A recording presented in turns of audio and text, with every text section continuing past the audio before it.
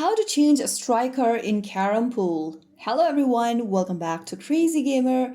If you've been playing Carrom Pool and playing with the default striker for a while and want to switch things up, here's how you can easily switch or change your striker. First of all, launch open the Carrom Pool game on your device.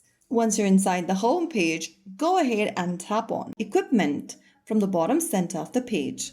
Now you'll see different strikers available. Go ahead and choose the striker you want to change to. Some strikers will be activated after completing levels, whereas some of the strikers that is available can be chosen. Go ahead and choose the striker you want to use, and once you do, you can now head back to the home page.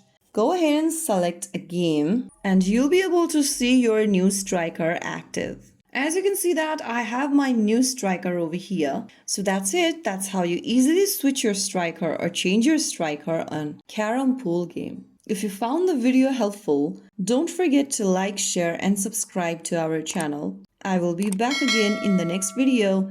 Thank you for watching.